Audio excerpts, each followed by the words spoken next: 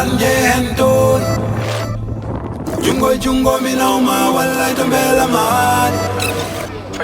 nange muti jawdi jofi ko de nyari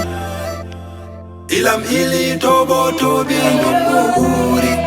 gano le gasoyani bismillah jidi gasma walla chaski korko walla taski minen mo be amen ko en jokki ajibi nan mo adun nuski indi wuro ngo fof ɗum noon Allah jarama on jarama on yo moƴƴere ko arti fof gardidi wuro ɗi ene salmina on ene juuro on noon sukaɓe siɓeɓe ene yetta on e dalde dari noon pour ɓamde wuro ngo e oɗo ñalawma hande ko ñalawma weltare ono jaɓade en ɓinguel meɗen baaji meɗen walla fofɓe meɗen hamɓe alpha ɗum ɗo andiyede roi Hamsa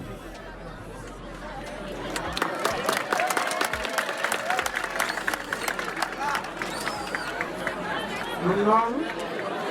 enen jetta Allah enen jetta sukaɓe wuuro ngo enen jetta hamɓe alpha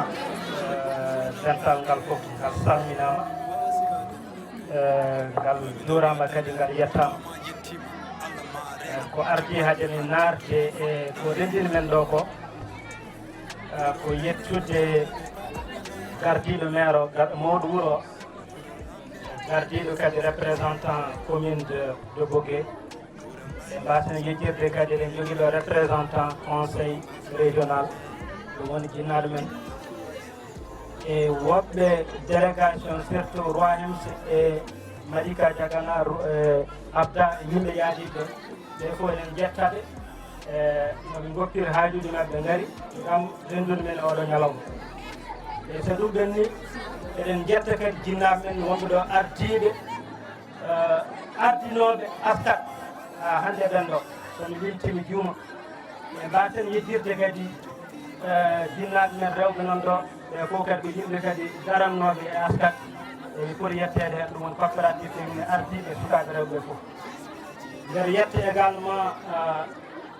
bureau ji askat goɗnoji gollunoɗi ha hande ene jokki gollude ene jokki kadi gollodirde e bureau keeso ɗum woni ADT e arte yaadiɗi ɓe fof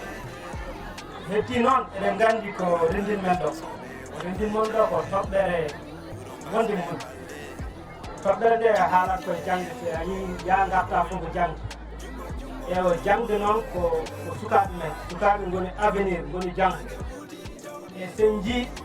ko waɗa ko roi Hamsa ari ko compléte ko waɗa ko jokkirde ko waɗa ko walla ɓeydirde ko waɗa ko somi ham ƴetti initiative wayde ko wayni mi waɗirani ɗum pour yiyede par ce que sinno ko yiyede noon koye rapport kaɗan noon déjà waɗi kam waɗi ɗum ko min ko ɗon puɗɗimi école ça veut dire auto classe kelɗo ko ɗon puɗɗimi koye classe kelɗo e du coup mi fuɗɗirima ɗo mi yeehi Allah walli kam hami mi mawni mi yeehi mi ɗannima et puis mi waɗi musique kam ciɗe naɗo jaggi hen no fewi par ce que je pense que ni hande somi yeehi ham yettimɓe jettimi ɗo ko wona hay goto ko ciɗe waɗi kam ɗum c'est ko fierté mawɗo artude toujours e ngoɗo wuuro e wadde gueɗe mbaɗe ni pour vous dire tan ko projet oɗo ko projet gurdamam foof sabu wona ɗo haaɗi waɗi ko continue waɗi holɗum ko sukaɓe d' abord jiɗi toon fuddirade par ce que waɗino temps goto mbeɗa janggatno ɗo pour hay dañde kaye ko probléme onno eyyi yiide aussi miñiraɓam rewɓe worɓe ene piya koyɗe ɗo ha ɓoggue pour janggoyde hay so tawi ko normal pour min wona normal par ce que ciɗe hande ene jeeya peut être guure ɓurɓe hewde cadre uji hawde cadre uji yooɓe mbattu haqqillaji mabɓe ga par ce que kala meɓe gonɗo hande wona kañum waɗi hon ko wuuro ngo waɗi ɗum ça veut dire que ni enen fof en jahat goppen ɗo wuuro ngo ça veut dire que ni hayso men gummo ɗo goppen ɗo quelque chose mo gandanɗa hoorema janggo eɗen ƴewre ɗum ko nafata sukaɓe haalis ne weeli wadde walla jogade inde ene weeli mais ɓuuri welde fof ko holɗum ko janggo daña ɓiɓɓe kucciten ma mbima baba holko mbaɗanɗa wuuro ma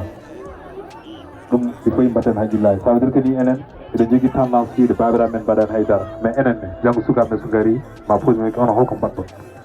donc min à chaque instant so mbaɗa yaha ko oɗon conscience jaari tumi ko janggo e jaam inchallah so natti wonde e oɗa ɗum yaro ko ciɗeɗa ubbami yimɓe ne gaɗandu ziyara ɗo tokko ciɗeɗa kanole ka soyani bismillah ciide jeeri jungo jungo mi nawma wallay to beela maadi nange muuti jawdi joofi kode ɗe ñaari ilam ili toɓo toɓi e ndungu uuri ganole ka soyani bismillah ciide jeeri